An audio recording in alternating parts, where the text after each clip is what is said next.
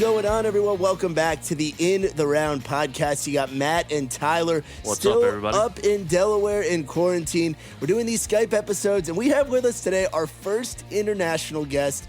Very lucky to be joined by the lovely Miss India Dupriez. India, how you doing? I'm good, thanks. How are you guys? I'm doing good. We're hanging in there. So it's late, later in the night. It's 9 o'clock p.m., which isn't too late for us. What time is it in Australia right now? It's currently 11 a.m. So big time difference for sure. And we're a day ahead. So it's the 24th, I believe, today. It's God, I don't even know what day it is. I'm going crazy. Nobody knows what day it is anymore. I think it's Thursday today. And is it Wednesday where you guys are at? Yeah, yep, we've got it right. I think it's like 14 hours, which is pretty crazy. From Eastern Standard Time in areas like New York and Florida and Washington, D.C. to what it is in Australia. So where in Australia are you? You're on the Gold Coast, right? I'm in the Gold Coast, yeah. That just sounds beautiful, and I love your accent, by the way. I'm a sucker for. It's funny. You'll hear me and Tyler have two different accents. So I'm originally from New York, so we say like coffee, awesome, awful. Awesome. Coffee, like just like Joey from Friends, if you're familiar with that program. And then Tyler is from the Deep South. So I'm from like Alabama. I've been in Nashville though now. Exactly. Yeah, exactly. I've been in Nashville now for 7 years though, and I've done time up in the Northeast. To like, I've lost a lot of my accent actually, compared to what it used to be. So, wow, it used to be a real long draw. It used to take like a month for me to finish a sentence. I have people from America trying to mimic my accent all the time, but it's always butchered. It's like, "Good day, mate. How are you going?" Crikey. And it's like, you make us sound so broken. We're really not that broken. Yeah, so where you're at in Australia right now, what part of the country is that? So is that like, I'm guessing the coast, you're near the water, right? Yeah. So my area is known for its beautiful beaches. It's very tropical, always hot, like the sun's always out. It's very, very beautiful. It's quite hot a lot of the time, but it's not like sticky, humid heat. It's like, it's nice. So I do live in a really, really beautiful part of Australia. And yeah, it's on the coast. So we've got all the beautiful beaches and the nice weather and the wind. And it's really, really beautiful place. And I feel like a lot of people that come from America to Australia, they end up going to that sort of side of things and they always love it. So yeah, I live in a beautiful place for sure. Yeah. See, I've never been out of the country, and I'm like most Americans. What? There's so many of us. I think we're the country where the people travel the least, because it feels like everybody in Europe travels all the time. I mean, everything's so close over there. And then a lot of Aussies and Kiwis like to travel as well, with yourself and people from New Zealand. And then people in Asia like to travel as well. But I've never been out of the country, and I really want to get outside the country and go and check places out. Yeah. Especially Australia. Yeah, I mean, it's sure. a beautiful place. I feel like everyone at some point needs to go and like explore different cultures and different like way of living. Like, there are so many little things when you go traveling that you pick up on that are different. Like, even just the way people interact with each other, like on the street, like everything is so different. So I think it's probably worth going out and seeing outside of America. But then again, like, there's so many different parts of America too. It's like all the countries in one big collective bunch, for sure. Yeah. So you've been to America before? Yeah, I loved it. So you were telling us your first experience. So you're also very young. You're 17, correct? I turned 17 a month ago, yeah. Wow. So you're doing what you're doing in the music game at a very young age. You should be very proud of yourself, first off. Number two, to have come to America on a few trips and to experience the world at such a young age. What was your first impression coming to America, and what place in America was it? So I first went to LA, and I was staying in Marina Del Rey, which is beautiful. But my first experience was like Chick-fil-A, I think. Oh, nice. And it is my favorite food Yeah. in the whole world. Like, I have dreams about Chick-fil-A. I'm not even joking. I love it. And you guys have like the weirdest stuff. Like, I've experienced like, I was like walking down the street, there's like someone in a horse and carriage, and then there's like cars without doors. Yeah. And I'm like, I can't believe this is a place people actually live. Like, it didn't even feel like it was real. And then that group of like 20 shirtless skaters will just like skate down, and then there's like a horse, and I'm like, there's no way this is real. Like, it didn't even feel like I was like actually existing in this place. It was the craziest thing. Yeah, no, it was a very big culture shock. Yeah, Chick-fil-A, you experienced, and I agree with that, one of the finer things of American culture. Mm-hmm. We've got a lot of fast food here. Chick-fil-A, I think, is the best of the bunch. So I'm originally from Atlanta, Georgia, which is where Chick-fil-A originated. In fact, my mom and the owner of Chick-fil-A used to be kind of close, and she used to go to this property all the time. But yeah, like Chick-fil-A, even for Matt versus me, like I grew up with it from the time I was born, and it was so foreign to go somewhere and they not have Chick-fil-A. Whenever, like, Chick-fil-A for us is like McDonald's for the rest of the country. Like, it's literally on every corner in Georgia. Yeah, where I grew up in New York, we didn't have Chick-fil-A growing up. It was a southern... Oh, you poor soul. I mean, we had, like, pizza and bagels. Yeah, they got the best pizza, probably. See, that's what's interesting about America, too, is there's so many influences from other cultures. We're such a young country. New York has a lot of Italian food, doesn't it? Yeah. Oh, yeah. Pizza, pasta. Oh, yeah, there you go. Get the hands going. Us two gots. Yeah. But yeah, New York's an interesting place too, because there's just so many people and it gets so crowded and stuff. Yeah. But so L.A. and you said Nashville. Anywhere else that you've been? Did you do like one of those trips where like you come in on the west side of the country and go all the way across, or did you just go New York or L.A. to Nashville? I wish. So I went to LA a couple times for work purposes, so I went back and forward. But then with my singing school, we all went on a trip to Nashville, and I loved it. But Mum and I were planning on going back in January, but obviously with COVID-19, we're not really sure if that's going to be happening. But like, my mum loves Nashville. Like, she would live there in a day. She's like, I don't even want to come home. But she loved it. So yeah, I've only been to 2 places, but I would love to do like a trip of like, I've always wanted to go to New York. I want to go to like Miami, different places like that. Like, there are so many different places because everything's so different. Like you said before, like there are so many different things about each one that you can't really go to one, because then you have to go to this one, and then this one's known for this, and there's just so many things, that you have to check out. Like, if you're going to go to America, you sort of have to do the whole trip. You know what I mean? Yeah, and it's so spread out and stuff that it takes a long time to go through and do that. So I gotta ask. So in Australia, now Nashville's like the music city, and like it's a place where a lot of music production goes down. Same with L.A., New York, Austin, Texas. Is there a place in Australia where it's like the music hub, where a lot of like artists like yourself that are Aussies go, and a lot of like the recording studios are and things like that? I feel like Australia's at a very different pace in terms of like the music industry. Like, a lot of artists get big in Australia and then don't get out of Australia.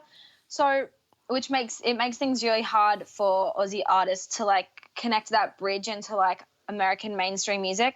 So that makes things a bit hard, and so we've got like a small handful of famous artists from Australia that like get on rotation.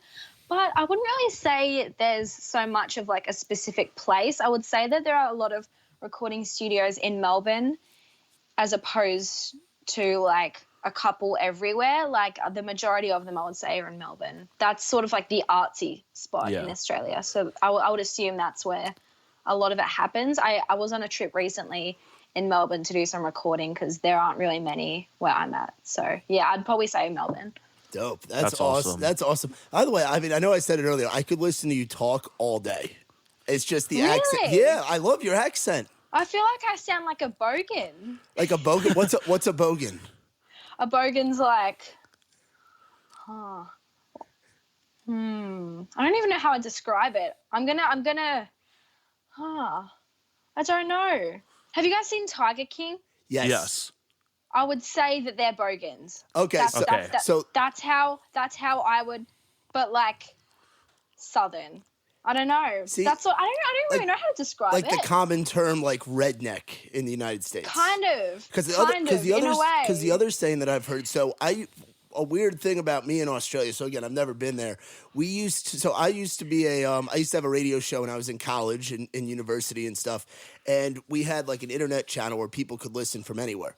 By some reason, we ended up connecting with a lot of Australian country artists, and we developed I don't know how. We were just drinking lots of whiskey in our early 20s and doing stuff. So we ended up we would do late night shows, and our mistake was we called them Down Under Thunder. We had no idea that there was this thing called Thunder from Down Under. So we used to get all these interesting people calling in from Australia, all these women being like, "What are you wearing? What is this? What is that?" And we had no idea what. I was like, I'm drinking a Jack and Coke, like wearing a hoodie, and they're like, "Oh my God." Yeah, it was all that weird stuff. But anyway, what I was getting at, we had a guy that one term that I've heard of Utes. I've heard of feral, like getting feral, and like these are the most random words that you're using, by the way. I know, it's like the most random words. but like how that people say like getting redneck in the States. Yeah. I've heard people use the term getting feral in Australia. Is that a real thing? Yeah. See that's pretty. Yeah, I could use that word as I'm getting distinction. Yeah. Okay. Kind of like. Yeah, I guess I feel like whenever I'm watching a TV show and there's like all these Americans and like one Australian, I'm like, you sound so weird. So I can't even imagine what I sound like, because to me this is normal. But whenever I go over to LA, I'm mocking you Americans all the time. Oh, I bet you are 100%. I'm so good. And you have every right to. We're a very interesting people. All of like the LA girls. Oh, I do the best impression. I'm like, let's hear it. I literally cannot even handle it. Oh my God. But the thing is that they speak so slow. You're spot on. They speak so slowly. Like, I literally cannot. Like, I don't even know. And I'm like, why is See, that's not just LA though. That's like also a lot of the country to be honest. We call it basic white girl. You sound like you're an American girl, like post Sweet 16 right now with the way you just said that. I love that. You nailed it. Yeah. You nailed it. You're ready for brunch and I can't wait. Go to Coachella, all that shit. You're ready to go. Coachella. Coachella is like the American teenage dream. God, I want to go to Coachella. I hear crazy things about America too, like in Las Vegas. Apparently you go down the strip and there's like, there's a SpongeBob theme park. Oh, there's a giant squid. I don't know. There's just like just random stuff. I haven't been to Las Vegas. I can't believe that is the norm. Like that is a normal thing. Yeah. And again, we're such a melting pot of different people, and there's so much division. Like being that Nashville's down south and me being a New Yorker, we're New York and Nashville, very different places, and like just attitudes, mindsets, and even right now with COVID-19 going on, how different areas of the country are affected. Like New York, where I'm from, very affected. Alabama, where Tyler's from, barely any cases. So like that's the thing, when you have such a big country, it's such an interesting like. I was speaking about that earlier. I heard that some of the countries in more of like the southern areas, they don't have as many cases as obviously places like Los Angeles or San Francisco or places. Yeah, and places like that, I'd say. Part of that definitely is to like where I'm from. It was like a 20-minute drive to the nearest like gas station, and it was like a 30 to 45-minute drive to the nearest like place to get groceries and like the nearest like town. So like where I'm from, I live way out in the sticks. He's from the bush. He's from way out in the bush. Like, the bush. Like I live way out there. I'm out in the country, and so like you're just not interacting with as many people. There's not as much, I guess you would say, exposure. There's definitely not as much like international travel and stuff like that. Like, I've been to Mexico, and out of the 40 people I graduated with, I'm probably one of 5 that's left the country. And I think I'm one of 2 that's actually left the state of Alabama to like live. Most people where I'm from they don't leave. Their mom lived there, their grandparents lived there, their great-great-grandparents lived there. It's just a generational thing. So you're not getting as much international, and you're not getting as much exposure, so it's not spreading as fast because there's honestly not as many people down there. Yeah.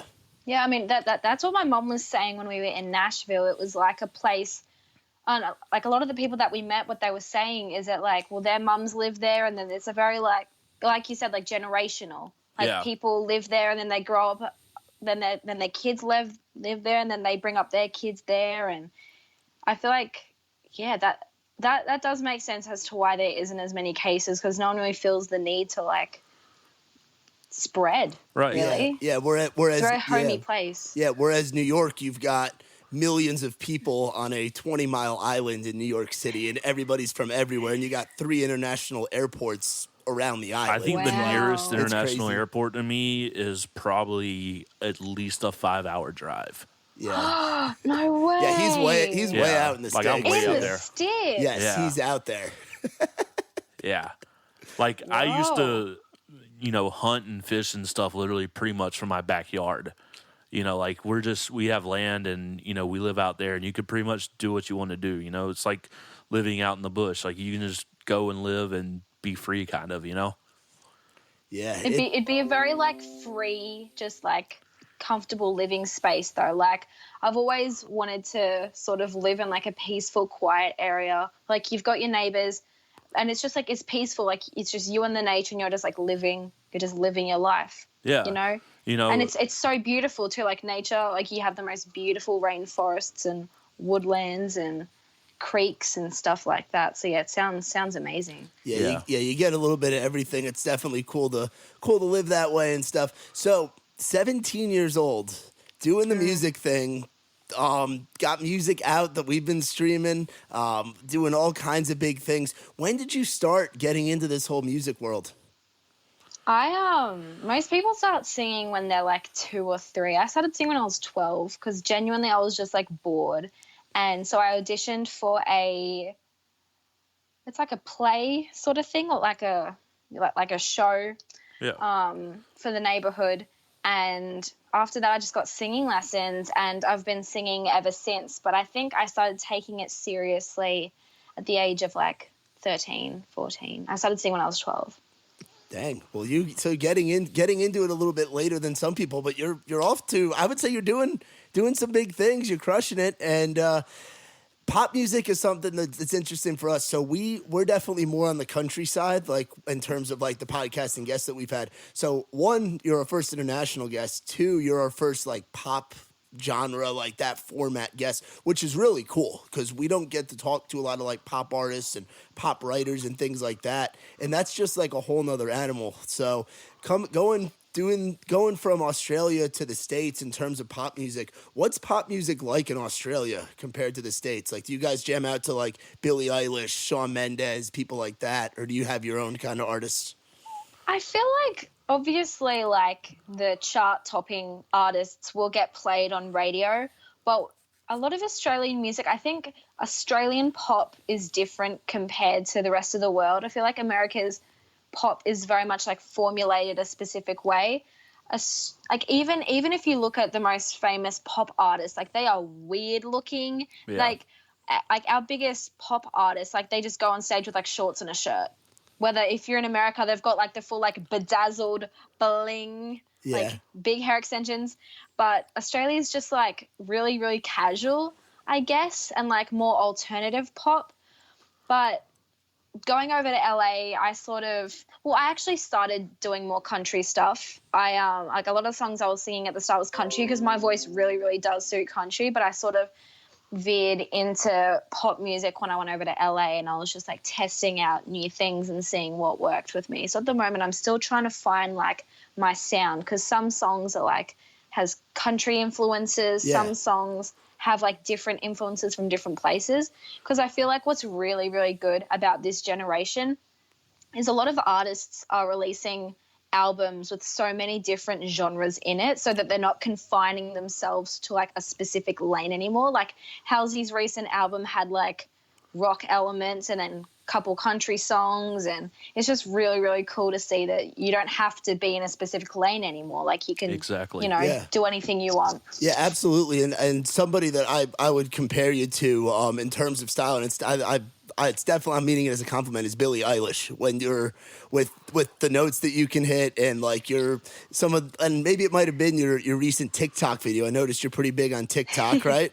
You did a cover. Nah, I started TikTok. Yeah, I'm still trying to figure it out. I'm not hip with the kids. I'm still trying to figure out the TikTok. Yeah, everybody's trying to figure it out. But you had done a cover of one of Billie's newer songs that was really cool and awesome. But with Billie, they people have been calling her like post genre, as in like she's not necessarily pop. She's a little pop, some alternative. There's all kinds of different elements in there, and like you said, that's what's cool about our generation is we all grew up on so many different styles of music that there's so much blending and crossing going on. Like even within country, you could go from a guy like Luke Combs to a guy like Kane Brown or Sam Hunt, you know? Yeah. Yeah. It's weird because I feel like pop like has meant so many different things like over the years. Oh yeah. It's like pop back then was like Elvis, and then there was like glam rock, like that was pop. But what's really interesting about Billie is that she's sort of morphing what pop is. It's like, although you don't really put her in a specific genre of like, she's not pop, she's not this, she's not that. It's like, that's what's becoming pop, you know? Yeah. Changing things up. It's really cool. Exactly. And, you know, one of my favorite on it, I paid a lot of attention back in the day to like Australian charts and stuff, because for quite a few years, you could actually predict American charts by Australian charts. Australian charts were about 4 months ahead of American charts. So, really? Yeah, that was something that like back in the day, whenever I went to school for music business, and you know, that's something that I'd pay attention to just to find new artists. And somebody that I really latched onto that I like a lot is Gordy, I think is how you pronounce it. Gordy. I've heard that name. Gordi. I think I've heard that name. I'm pretty sure she's Australian or New Zealand. But all that to say is that she's kind of like that too, where 1 minute it's a ballad, the next minute it's a pop song, and she's even got stuff that's kind of like rapish. Almost, but you know, it's something that I feel like today, especially like a lot of the people that are coming from Australia and from New Zealand that are popping over to the US, a lot of it is stuff that is new, is very fresh, and is very genre bending, meaning that it really doesn't have, you know, walls and boundaries that it goes to, you know, because even going back to Lorde, whenever she came over here, you know, like, even that for us was something very new. Yeah, Australian artists are definitely like quite unique, which is something that I can definitely applaud Australia for. Like even Tones and I, whose, you know, Dance Monkey song obviously blew up like crazy, but she's not the typical like blonde hair, blue eyes, no, like, pop singer. Not at like, all. She's very much her own person. Yeah, and like that's just what she does. Like she just pops on a cap and like a tracksuit and just does her thing. But Australian artists, like they're just very unique. Like I think the biggest artist at the moment is Benny. I think that's how you say it, Benny. She has released like some of the biggest songs on the charts right now, and she's from Australia. But it's not like normal pop music. It's like pop music with like a twist to it, like an edginess to it, which I can definitely say is really, really cool. And it works in Australia. Like it's what's happening, which is amazing. But I wish that a lot more artists like found that bridge from just Australian audiences overseas. But it's cool that you see that 4 months there's like a difference between Australian charts and sort of the influences. Like, that's really cool. And a lot of that is with like your newer artist. You know, like obviously like if Taylor Swift drops a new album, like everywhere it's going number one kind of. But like with new artists, with, you know, people like the Lorde, the Billie Eilish, even people like whenever Shawn Mendes was getting his start, and especially a lot of people that come from Britain, they hit in Australia before they hit in America. So it's really cool to kind of see how Australia really leads away in like new artists and who kind of gets pushed here in the U.S. It's kind of hard to get acknowledged by Australian like radio stations and like Spotify Australia and like the company, like the big ones in Australia, because there's only a handful of them.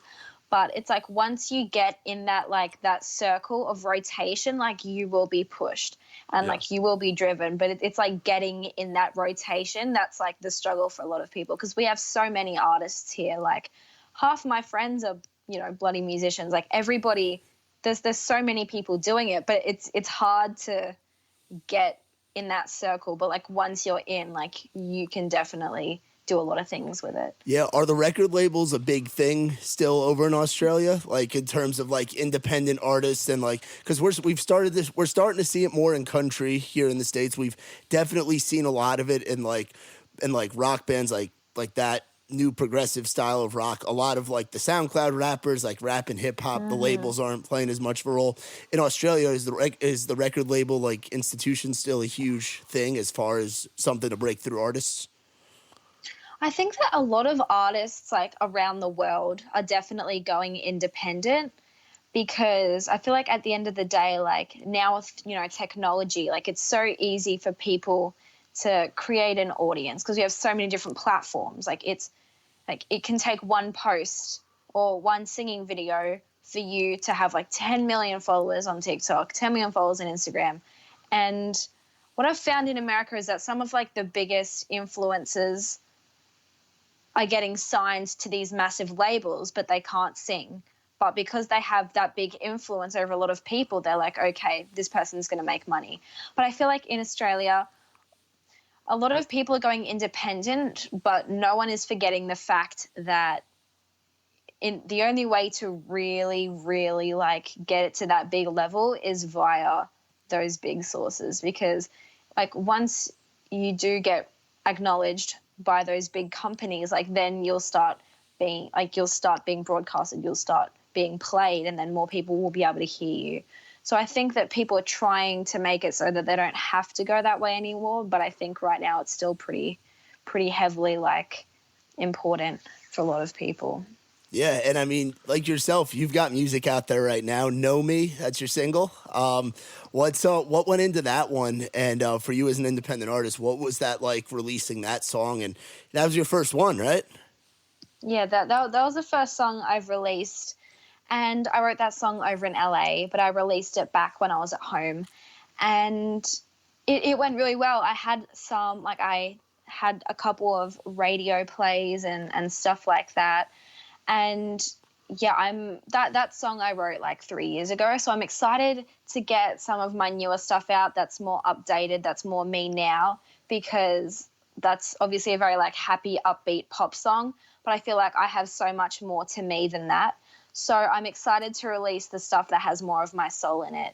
And I'm excited to really, really get the ball rolling with some of my newer stuff. So yeah, I'm really excited. But it was good fun to release that one. I got a really good positive feedback from it, which I wasn't expecting. So I'm really excited. That's awesome. So coming from Australia, what's the process like of co-writing in going to LA and writing with a bunch of us Americans or people that you're meeting over there?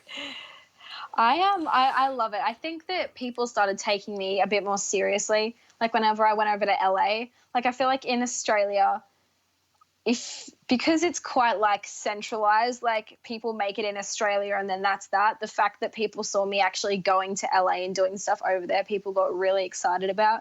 They were like, oh, like she's actually doing it. So I loved it. I was so excited to go over and to write with some amazing people. Like I've written with people that have done Katy Perry songs, and like all these amazing opportunities I've had. And I'm just excited to, you know, get them all out.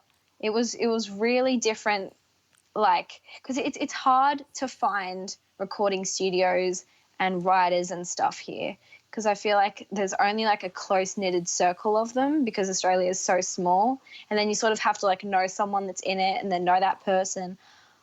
But there's definitely like a difference between the writing processes in different places for sure. Hell yeah. Well, I can't wait for you to come to Nashville and write with people in Nashville, because the songwriter community, that's part of the reason we started doing this podcast is I have no songwriting experience. I have no musical bone in my body whatsoever. But I used to doing the radio stuff. I didn't want to lose the microphone and things like that. So we got the podcast going and speaking with songwriters and like creative people in town. There's so many of them, and it's so interesting to talk to the folks like yourself that are creating the songs that a lot of people are singing, or in your case, you're putting out yourself. So for you, growing up now. You said that song that you would put out when you would put out Know Me, you had written it 3 years ago. So you were, what, 13, 14? Yeah, something like that. So you've matured a lot since then. So give us a glimpse as to what the new stuff, like what we have to look forward to as far as the new stuff. Like what have you been writing about recently? What are some things we have to look forward to? Just like teenage experiences, I guess. I feel like I'm a good writer. Like I can write lyrics. But I'm not very good at melody, so I play guitar and I play piano and that sort of thing. Like I dabble in it. I'm not the best, but I played enough to be able to write with it. But my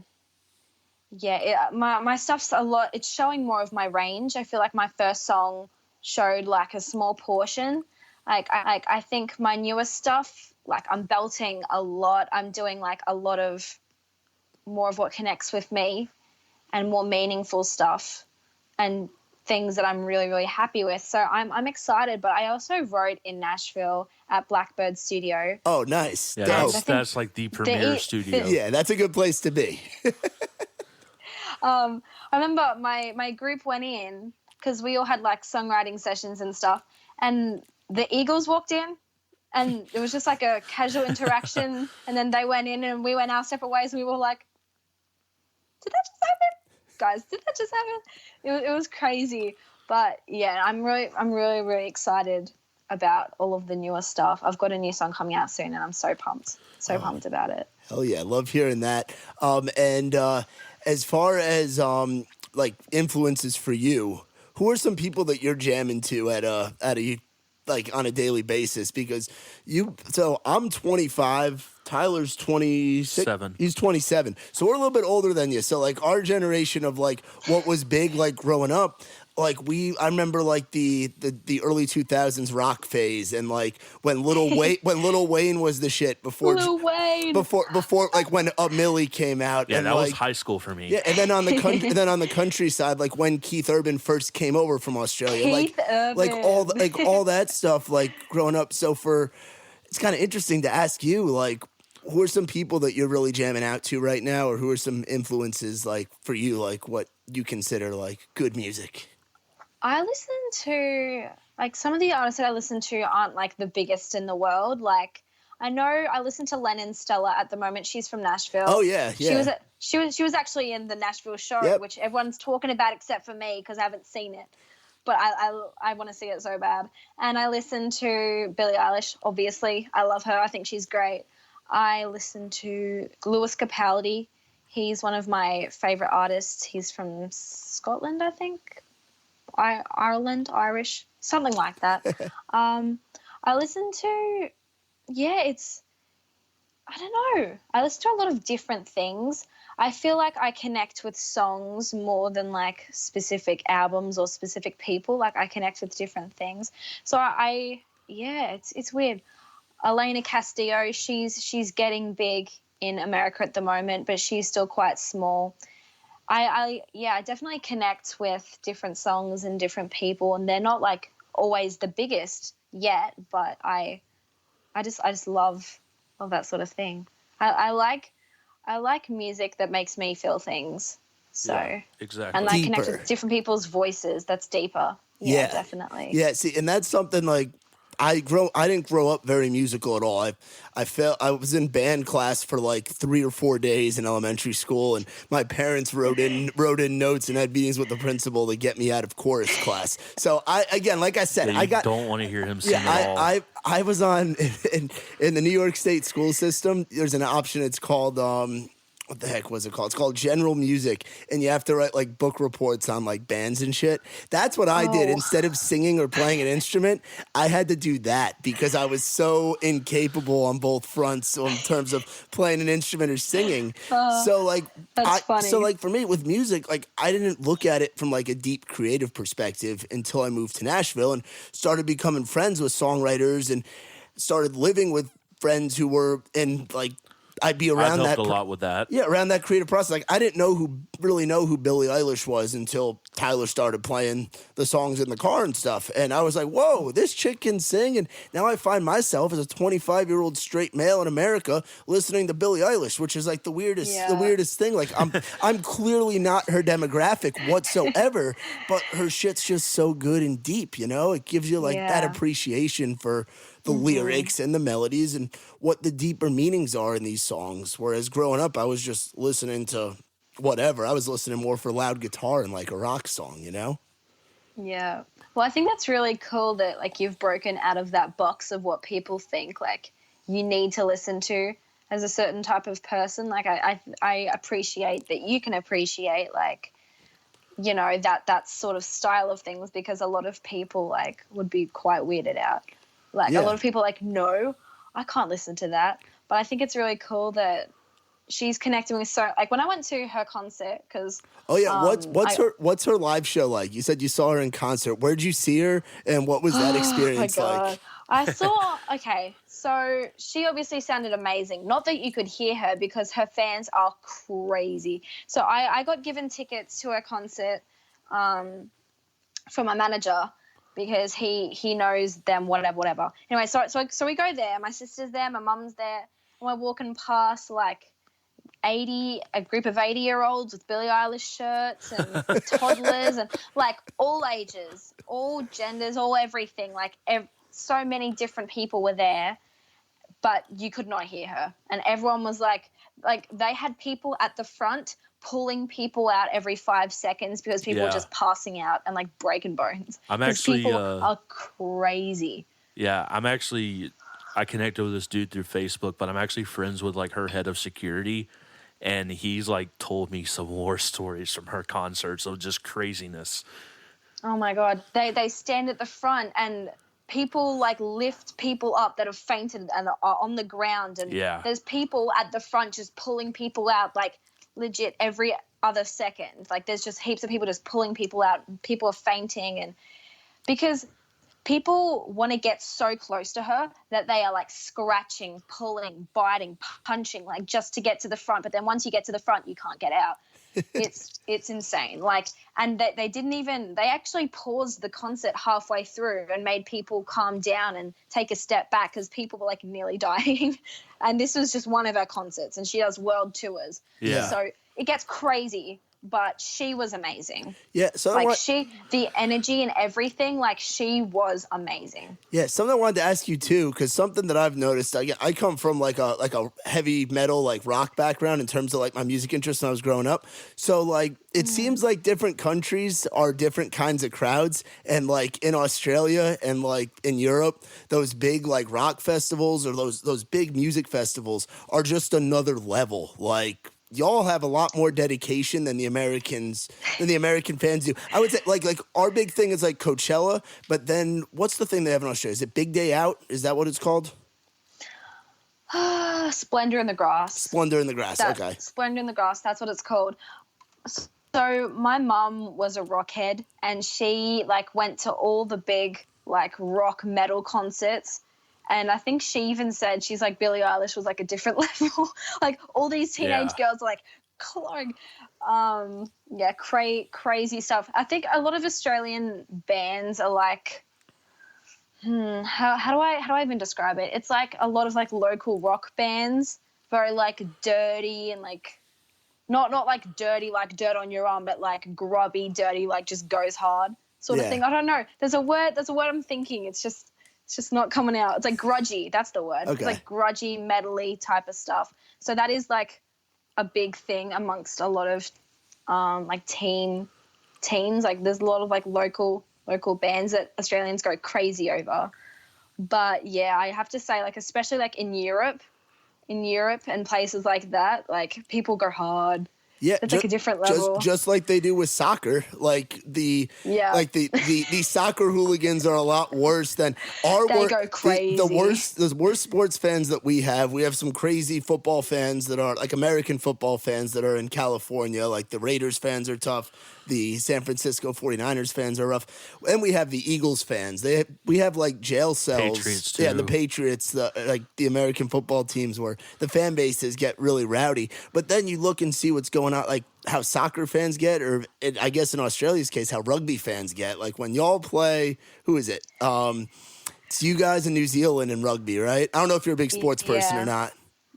I'm definitely not. Okay. But I go to school with heaps of people that are, and like that it's all that people talk about really. Like sport is quite a big thing here with like you said, the rugby and the football. But isn't America like more baseball sort of? So it should be, and we're both big baseball we're fans. both big baseball guys. But I mean, what's interesting, I mean, we have so many different sports. I mean, where I'm from in New York, we've got 2 baseball teams. We've got technically 3 football teams. We've got 2 soccer teams, 3 hockey teams, 2 basketball teams, and we've got like 15 to 20 professional sports teams in our city, or in our area. So the thing is, like, baseball is the oldest. Like, baseball was around before all the other sports were. Like, it was being played first. But now it's like, for whatever reason, I mean, every city it's gonna be different. Like in New York, it's big because we have the Yankees, which the New York Yankees are a global thing at this point.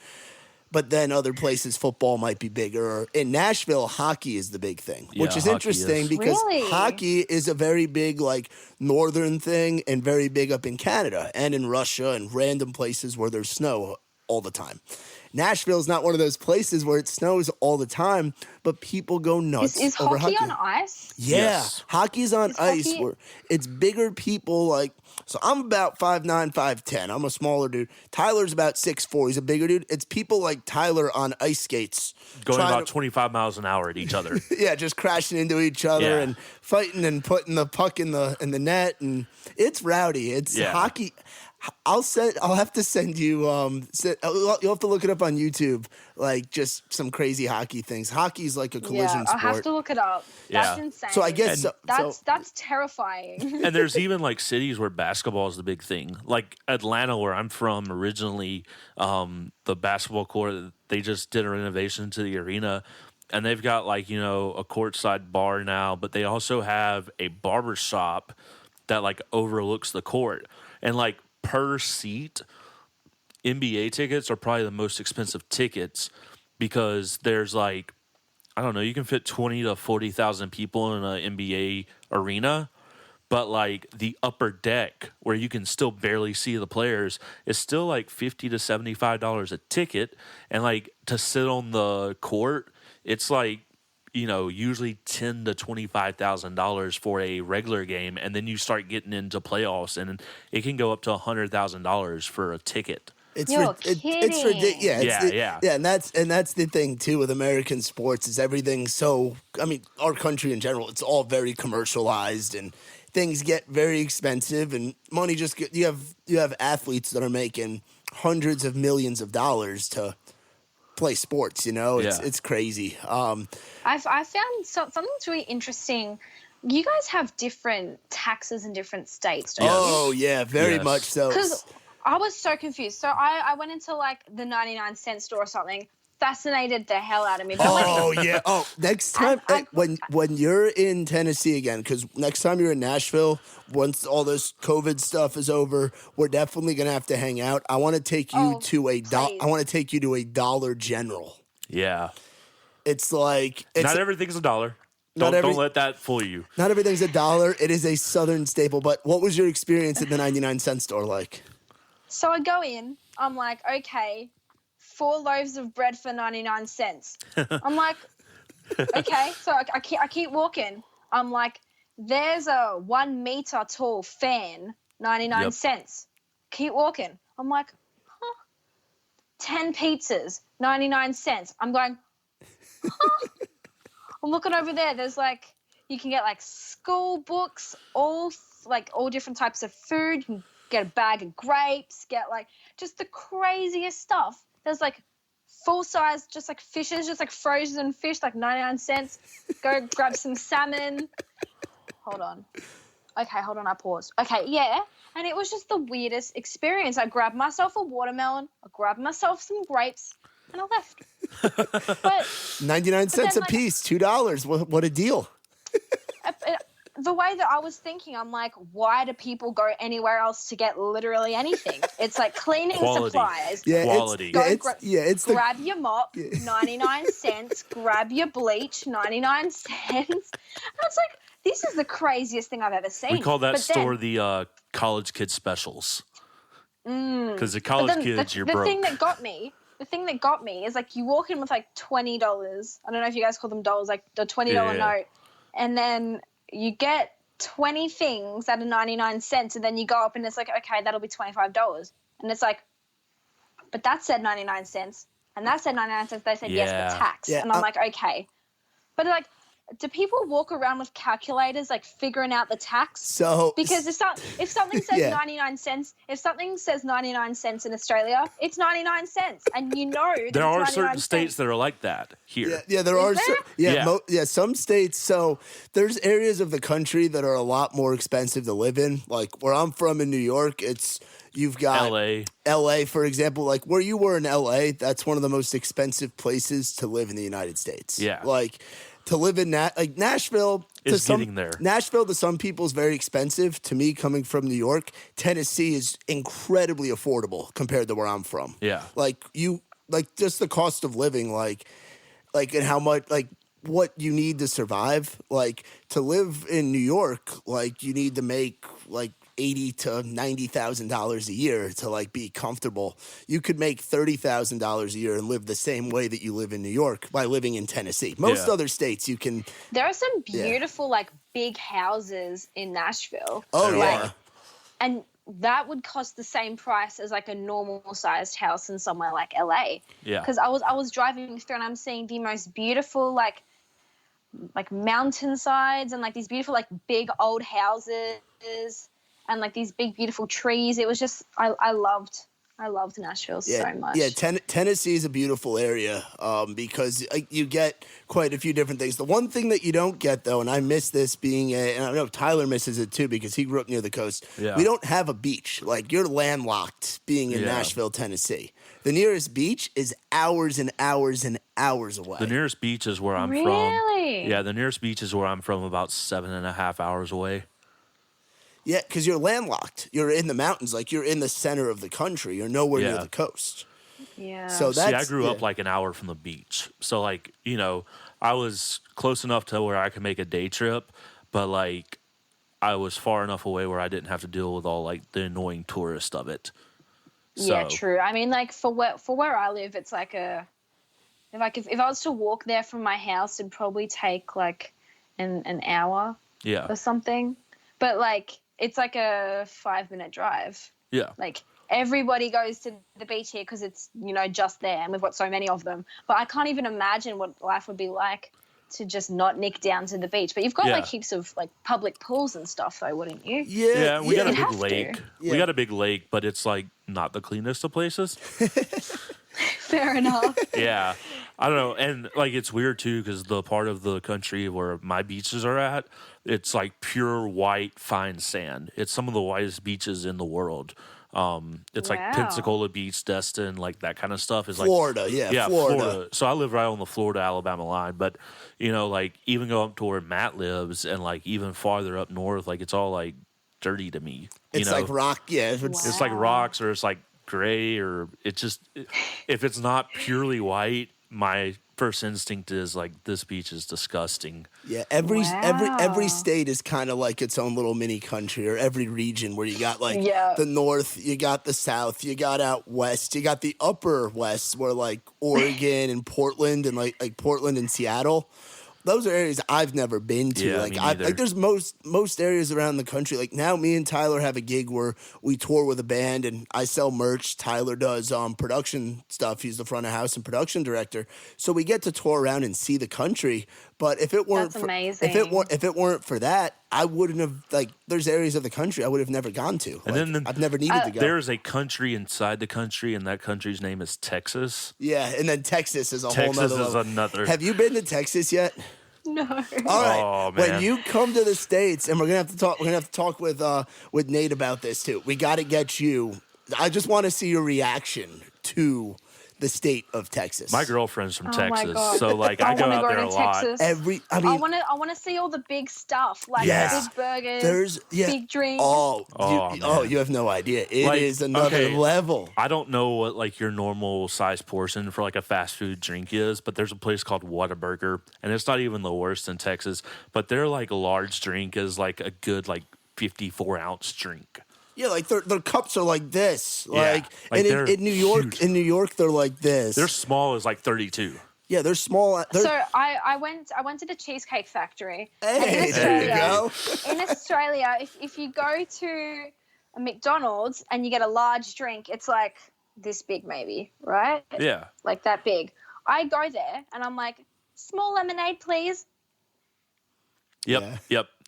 They just plop it down on my table, and I look at my mum, and my mum looks at me, and I said small, right? And she said, yeah, here's your small lemonade. And mum looks at me, and she's like, that's not a small lemonade. And then my food comes out, and usually our burgers are like this big. It was like, and I'm like, this is small. This is a small size. I can't imagine what the other thing big size is. Yeah, and that's the other thing too about Texas, and again with just the northern and southern and different regions of the country. In Texas, people not necessarily like wide, like they're out of shape, but people are just larger. Like the average, like everything's just bigger broader in Texas. shoulders, like all just the like guys. built. Yeah, the guys are really built usually. They're built to be like tackling a cow or something in a field. Yeah. Like they're built to be like oil and cowboys and this and that. And Texas, I've had a good time in Texas, but I love Texas. There's a lot of interesting places around the States. So when you get a chance, you definitely have to tour around and check out the variety that we have to offer here in the United States. I mean, I want to see a moose so bad. I do too. The first time my mum and I went to LA, it was our sole purpose to find a squirrel. We have never seen a squirrel. Some people in Australia don't even think that squirrels exist. Oh, really? But we don't think the kangaroos exist because we don't have those. You can go outside and just hang out with a kangaroo. It's like. Well, I mean, I wish I could. Sometimes they just hop around your front yard. Okay. Are koala bears really as dangerous as people say they are? Like they'll get you, right? Like you got to be careful with them. You need to look up on YouTube a video of them screaming. They scream and they screech and they burst people's eardrums and they have got these claws, but they're kind of cuddly. They're very tourist attractions. Australians don't really fuss over them that much. They're like, yeah, whatever, koalas. But people are like, oh my God, I want to see koala, I want to see kangaroo. And it's like, okay. But Australia, I mean, our spiders are the size of dinner plates. Yeah, big dinner I'm plates not on the cool wall. with that. Lizards on the wall. I'm out. Not with that life. It's crazy. The first time we saw a squirrel was the most exciting thing. We were freaking out. Mum got her front out. She's like, "Look, it's our first squirrel." I used to catch squirrels all the time. Yeah, it's funny. There's people in America where squirrel is cuisine. Somebody in certain areas, particularly the little fluffy squirrels. Well, they're not little fluffy. They're the size big. they're the size of raccoons. These are I don't know what a raccoon is. I've never seen. You don't know what a raccoon is? A trash panda. Are you kidding me? Oh, I love trash pandas. Wow, I didn't know that. No, we have to Show take a me. picture. Can you show me what a raccoon is? Yeah, I definitely will show you a raccoon. This is the most fun I've had on a podcast. I love this. This is great. No, I guess it's because different countries, you don't even realize the small differences that we have. It's what? Raccoons. Oh, raccoon. Okay, here is a raccoon.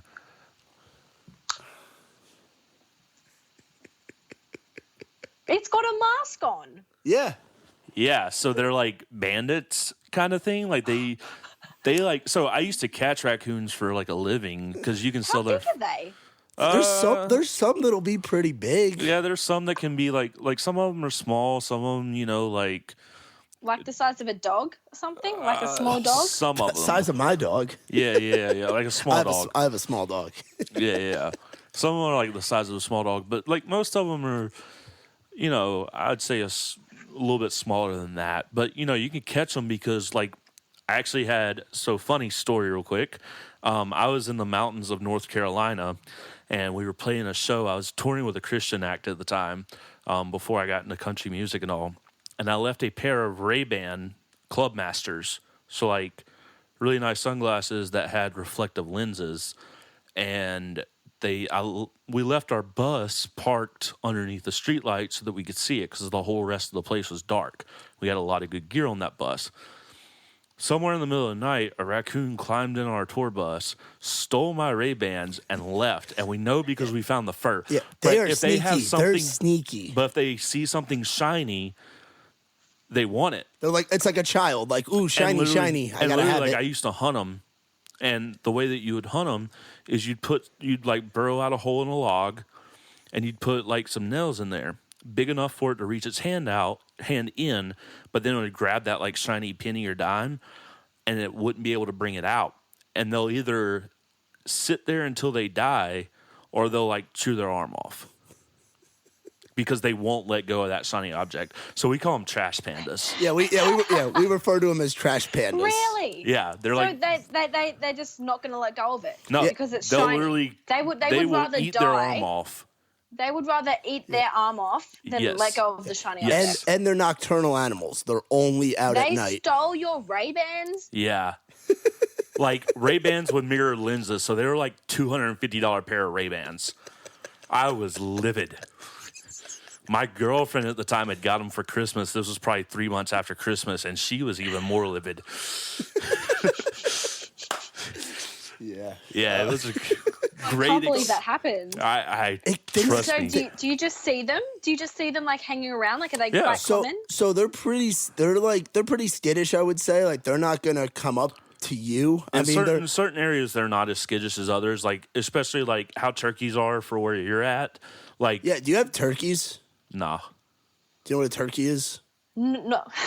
Yes, I know what a turkey is. Okay, see, we're learning. We're learning. They're not like big, fat, colorful turkeys like you guys.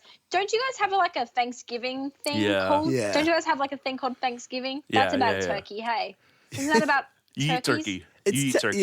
You eat turkey for dinner. It's technically. Is it like a Christmas but before? Is it like a second Christmas? I mean, it'd be dope. It's if like it was a Christmas but for food. So like you just eat. And like technically it was like supposed to be like you're supposed to give thanks. Like originally, like the original story was like it was a meal that was shared between like pilgrims and natives here to like give thanks and like stuff like that. When in reality that it's the origins of Thanksgiving are a little questionable, but it's a time where the family gets together, and then the day after Thanksgiving, in perfect American spirit, we have Black Friday, which is when all the stores open at like 3:00 in the morning. And everything's like 80% off, and you can get like a TV for like $20, and like people run over each other. I love learning about America. You guys are the craziest. Yes. Americans, I tell you. I've got a question. Okay. I feel like, because I'm from Australia, I don't really know how like the rest of the world sees Australians. When you guys are like at school, do you guys... Like, does everyone know what Australia is? Like, does everyone know of Australia? Like, is it one of those countries? Because I feel like there are some countries like Russia, and everyone knows what Russia is. But then there are some countries like Venezuela. I don't know. Like, there are some random countries that no one knows about. I mean, y'all are an island, so like it's easy to identify Australia on a map. Yeah, I can easily identify Australia on a map. And I mean, I knew what Australia was. Like, it's not necessarily as much. So it's a thing people know. Yeah, we know about Australia, and we like know like obviously like you have kangaroos, y'all have koalas, like the Sydney Steve Irwin, Keith Urban, Steve Irwin, and then like the Sydney Opera House and like stuff like that. Like we know like that kind of stuff. Finding Nemo, you ever seen that movie? You ever seen Finding Nemo? Yeah. Yeah. Okay. See, so there's another. Yeah. So like I that's just realized that Finding Nemo was based in Australia. Yeah. I actually had no idea. yeah. Oh, Yeah. there you go. You're teaching me about Australia now.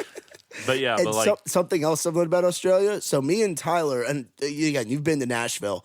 You know the animal that is Broadway. You're a little younger. You haven't gotten to fully experience it yet. You're not the legal drinking age of 21 yet here in the States. When you're at that point, you'll experience Broadway in Nashville, Tennessee. It's an animal. It's 40 plus bars all next to each other on the same street. They're all multi-level. So the bars are open. Oh no, I went there. I went down the strip and I saw them all. And like, so me and when were you there? When were you in Nashville? I was not last January, but the January before. It's grown even more since then. Yeah, it's the fastest growing. It was already massive. There's Yeah. like 5 layers each. They're all like next to each other. Yeah, There's there's like even heaps of more like now. lights. It's like Yeah. a mini Vegas looking. Yeah. Like, lights and everything. And Nashville's the fastest growing city in the United States, or one of. There's at one point it was averaging out to like 100 people a day moving there. For like 3 years, 4 years. Yeah, so it's grown a lot. But me and Tyler we were bouncers at Dierks Bentley's bar in Nashville. And I ran sound also there. And so we would check IDs to see, like, I'd be at the front door. I was very good at catching fake IDs. So, like, when kids were trying to use fake, we have a book of like 800, 900 fake IDs that myself and my 2 roommates back in Nashville have like confiscated. And I don't think we have a fake Australian ID. We have fake UK. Do you take them? Yes. Do you take the IDs off them? I do. I If take it's them fake. if it's fake. I mean, see, there's not a whole lot to look forward to when you're a bouncer. Like, you're dealing with a lot of shit, you know? Like, it's cool. It has You're probably dealing with a lot of like drunk, annoying, rude people. Completely sober. Yeah. Completely sober. And we're completely. No, we're completely sober. They're a bunch of drunk, bambling idiots. Oh yeah. And what I was gonna say is the Australian folks, because everybody from everywhere comes to Nashville to vacation. Like, when you come to America, it's like a spot where people go. Australian folks, especially the Australian military guys, they can party and drink with anybody that I've seen. And Some of the nicest people, too. Some of the nicest people. I've never had to kick out somebody from Australia, and if I've had to ask them to leave, they immediately get it and they just walk out. There's never been an issue. They'll shake your hand and be like, okay, cheers, and they'll go to the next bar, and they'll just run across the street, arms there, and you get them going, and they're doing the Aussie, Aussie, Aussie, Aussie, Aussie, Aussie. Like, they're just... Oi. Well, we had a band that played that's one of the most popular bands that's from Australia. Their name is Dazzy. And, they would do that all the time. But, yeah, it's really cool. I think they're from Melbourne. Yeah, so I think it would be a little bit harder if you guys were bouncers in Australia, because the legal drinking age is 18 instead of 21. Well, that's how it is around the world, and that's how it should be in America. Like, again, it's one of those weird things. I assume that your teenagers obviously drink alcohol, though, like before.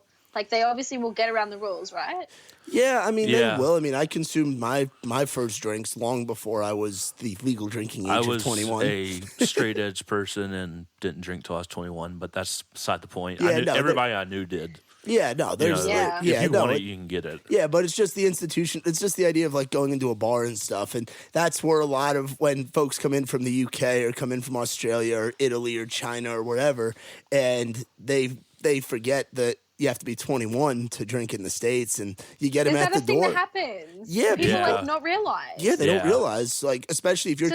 Do they like rock up and show you their ID and it says like that they've turned 18? Yeah. And then you're like... I'm just like, hey, bud, sorry, it's 21 and over right now. And even some states are a little bit different. Like in Massachusetts, which is in the Northeast, like a parent can buy a beer and slide it across the table to their kid as long as they're 14 or over. But in Tennessee, you can't do that. So we've got people that have tried to do that in Tennessee, and like we kick them out. Yeah, going back to 14 is definitely a lot younger than 21. Yeah, but Massachusetts is also one of those weird states where they're all alcoholics. Is it Texas also weird though? Like, doesn't Texas have some weird laws? Yeah, it depends on your definition of like weird. Every state's different. Like, to me being from New York, the ideas of like the southern region are very different, and like the morals and stuff. And like there's a law in the books in our town, the town that I'm from in Alabama, that says you can't ride your jet ski down Main Street And it's because our town flooded and some idiot brought his jet ski out and started riding it down Main Street and blew out all the windows of the shops. Yeah. That's an actual rule? Yeah, that's an actual rule. Yeah, there's some interesting laws, and you could look all those up. I don't know the specifics of all of them, but I mean, when you have 50 states, including Hawaii and Alaska, which aren't even connected to us, we just have them. And technically, we have Puerto Rico. I don't know and the Guam. full. And Guam, which Guam is closer Virgin to Islands. Guam is closer to y'all than it is to us, and yeah, it's crazy. So so for you with music, going back to music real quick, are you looking to stay in Australia? Has it come up about you maybe going to a place like LA or coming to a place like Nashville to pursue music as you get older? I know right now you're still at that age. You're 17. Like, you got your whole life ahead of you. You're still growing up in a way. But have you thought about moving somewhere in pursuit of music? Yeah, definitely. I feel like it is hard being in Australia when I'm managed in LA, because it's like there are so many like different business meetings and different, you know, opportunities and different things that I would love to be a part of, but obviously it makes things hard when you're on the other side of the world. So when you're 18 in Australia, that's sort of like when you become an adult. You know, you can vote, you can drink, you can do all these different things. Like, you're an adult when you hit 18. So I believe I'm going to be moving to LA once I hit 18. Hey. But when I'm older, I think I definitely want to like live in Nashville. Like, I want to retire in Nashville. Yeah. Okay. Sort of area. Hell Like, yeah. awesome. Yeah. I definitely like want to be in Nashville for a lot of the time, because like, I'm going to be completely honest. When my school announced that we were going to Nashville, everyone was like, oh, but tumbleweeds. Oh, but cactuses. Like, in Australia, Nashville and Tennessee and everything like that is like, we just imagine just like a desert and like a tumbleweed. See, and a cactus. That is Texas. That is a majority of Texas. Arizona, New Mexico, Like that's Nevada. When you go, if you eventually end up in like Texas, and then Las Vegas is like that too. There's Las Vegas, and then everything around it for like 1,000 miles is just It's desert. literally like an oasis in the desert. Really? Yeah. So yeah, no, you're not wrong. You're just a little bit off. You were just thinking a little bit more to the west. Closer to LA. Closer to LA. Closer to LA. LA. LA. LA. Oh man, that's awesome though. Like, you got a lot going on for you. When are you thinking about dropping some new music? Or is it kind of hard being on the other side of the world from your producers and your team? So my next song is coming out on May 15th, and I'm so excited about it. I'm so pumped. It's gonna be a good fun. Nice. So what's the story behind the new song? So I'm guessing this is of the batch of more recently written material? Yeah, so this song is definitely more passionate. It's darker, which, you know, is right up my alley. I'm so excited about it. It was about a guy that I was seeing that was kind of up himself. So I'm so excited for him to hear this song as well. I feel like everybody around me that knows me is definitely gonna know who this song's about, including him. So I'm really, really pumped to get it out there. And I feel like it's such a good like leeway for people to see who I am now as an artist. So I'm very excited. Awesome. Yeah, that's great. You got a little friend in there with you? I've got a dog going off at absolutely nothing. What kind of dog you have? I have a big husky. Ooh. And I have a tiny little fluffy thing. And I bet you, just like I have a tiny little fluffy dog here at the place we're staying at, my mom's dog. And the little dogs, they bark all the time, but I bet you that husky's like super chill. Bigger dog, super chill. Little dog barks nonstop. Yeah, my little dog, she will yap at anything at all. Yeah. Anything. But yeah. There we go. Okay, cool. Yeah. Yeah, no, it's crazy. Like, the husky won't bark as much, but the little dog definitely goes off. Yeah, I used to live with some guys that had huskies, and so working the bar, you know, you're getting home at 3, 4 a.m. some nights whenever you close it down, and you'd like get out of your car and you're just dead tired, and you'd see the husky like jumped up, like he could definitely get over the fence he's like hopped up on like another side fence or something, and he's just like staring at you like, "What's up, dude?" And you're like, you'd wave at him, and then you'd hear him scratch on the back door wanting to play. Our Huskies were very like, they weren't yappy, but like they wanted attention a lot, and they were very vocal about that. My dog, like, he is the biggest Suki Lala. Like, if you give the little one any attention, he will howl and howl and howl until you give him attention. Like, he is the biggest attention seeker, and he gets so jealous if you give any, like, they just want attention all the time. But he is like the sweetest thing. Like, he would never hurt a fly, like nothing. He's just like a big dumb ball of fur, really. Yeah. I love them. I love dogs. I love big, strong dogs. Yeah. I love them. Do you like dingoes? Do you like dingoes? Australian. Yeah. That's Australian. I had to. I'm sure you got a lot of that when you came over to LA. Dingoes and babies. I just got a lot of good day, mate. Yeah. Good day, mate. The famous one's like, "Good day, mate. Do you want to throw some shrimp on the Barbie?" Shrimp on the Bobby? Yeah. Oh, so sick of hearing about shrimp on the Barbie. Blame Outback Steakhouse. Blame Outback Steakhouse. That's what we're going to do. That's a big one. India, when you and Nate are in Nashville, whenever you're in Nashville, Dollar General and Outback Steakhouse. I want to experience an Outback Steakhouse with a true Australian. Yeah. Our treat. I'll take care. We're hoping on going in January, but we're just waiting to see how this whole virus thing plays out. I think we'll be able to go. I think that they'll open up the borders towards then, but if so, definitely like in early January. I'm so excited. I'm so excited to get back there. I'm excited to see how much it's grown in the last couple of years. Yeah. Just like building-wise, people-wise. So many new buildings. You guys have the weirdest shops. Like, Mum and I went in and we're like, okay, we're in Nashville. We have to obviously get cowboy boots. So we go into the stores, like, on that main road, and it's like, buy one, get 2 pairs free. Yeah. Yeah. And it's like, my mum went up to the person and she's like, did I read this correctly? Like, buy one, get 2 pairs free. And the lady's like, yes. And Mum's like, no, but, like, you buy 1 pair and then you get 2 pairs free. And she's like, yes. And Mum's like,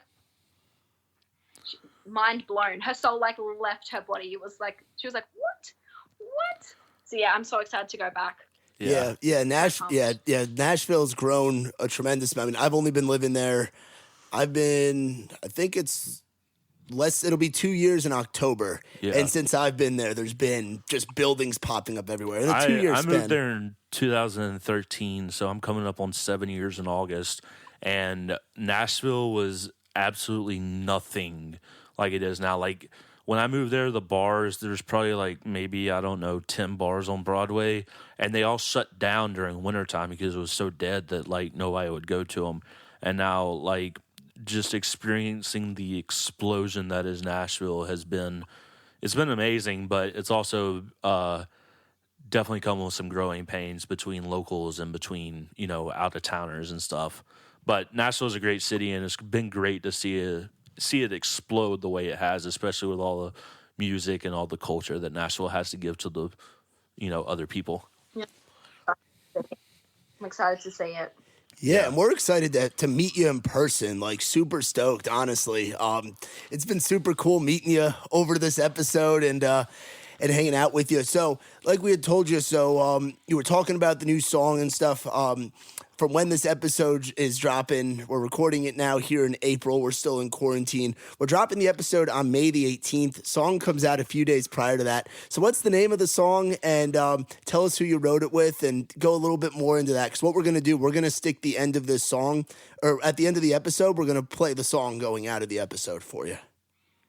Amazing. So my new single's name is Cow, and I wrote it with the Wavies in LA, in Hollywood. Nice. The Wavies. That's awesome. Who are the So so tell us about the Wavies. Who are those guys? The Wavies are some of the coolest producers I've ever met. They're a duo, and they did my first song as well. and they are just incredible. Like, they are so much fun. They are so down to earth, and they were really, really, like, inclusive with me. Like, they were allowing me to be a part of the process, and they were really just, like, letting me observe how they craft the songs, and just they were letting me be really hands-on with, you know, how I wanted it to sound, which is amazing. I can't say enough nice things about them. They're really, really cool. And they helped me make this song come to life, so I'm so excited for everyone to hear it. Hell That's yeah. so awesome. Oh, we can't wait either. We're super stoked. And India, honestly, this has been an absolute pleasure. Like, to be doing this, I wish it wasn't over Skype. I wish you were in Nashville, we were in Nashville, or in LA, or in the same place so we could all hang out. But hey, thank you so much for doing this, for joining us. Spending your Thursday afternoon or Thursday morning with us, as we're spending our Wednesday evening with you. You gotta love time zones. Thank you so much for educating me on the American culture. Oh, I'm yeah. even excited to go and see a raccoon. Yes, Yeah. a trash panda. Trash panda. I'm excited to go and get my $1 bag of grapes and see a trash panda, and then get some Ray-Bans and then have them stolen. I'm so pumped. I can't wait. We call I can't wait till I come out. Yeah, hey, we call that the American dream right there. It ain't the American dream without your $1 bag of grapes and your Ray-Bans getting stolen by a trash panda. That's the American dream. That's the American dream. Hell yeah. Well, India, where can people go to find out more about you? I know you're big on social media and you do a lot of stuff on there. I've got songs on all different platforms. So whatever you've got, my songs on there, and you can find me on Facebook, Instagram. I'm figuring out Twitter. I'm also on TikTok, everything like that. Just look up my name and you'll find it. Hell yeah. Nice. And how do we spell that last name for everybody listening right now so they can find you? So it's pronounced Dupriez, but it's spelled Dupriez. EZ. Yeah, it's got a silent Z. Silent Z. You said Z. You said Z at the end of that. Yeah. I did. We just say Z. We don't put the ed on the end of it. That's So all super of you- cool. All of you say Z? Yeah, Yeah. we say Z. We don't Z. say Z. That's dope. I didn't know that. I'm learning a lot about Australia. We say Z, like Dupriez. That's so Yeah, cool. no, it's just Z for Dude, us. I want to go to Australia. Yeah. Damn. I had no idea. That's super cool. Hell yeah. Well, anyway, India, thank you so much. It was an absolute pleasure. And hey, you enjoy the rest of your Thursday, and we'll see you in Nashville sometime. Yeah. Thanks for hanging out. I'll see you guys soon. Boy, yeah, you make me cringe when I think about how it used to be. Boy, I feel bad for you. That's the way you are, and everyone will see. Running your mouth, running your mouth, walking around like you run shit. Your head in the clouds, head in the clouds. Put your feet on the ground, 'cause you ain't nothing. You look so, so dumb right now, and you don't even know. You're just so delusional, and I just wanna know. Can't believe how I let myself down, falling for you. So clear to see it now, little way through. Can't believe how I let myself down, falling for you. So clear to see it now, little way through. Boy, when you're done with that, better not try running back to me. Boy, now I'm done with that, and I'm taking back all my energy. Still, you're running your mouth, running your mouth, walking around like you run shit. Your head in the clouds, head in the clouds. Put your feet on the ground, 'cause you ain't nothing. You look so, so dumb right now, and you don't even know. You're just so delusional.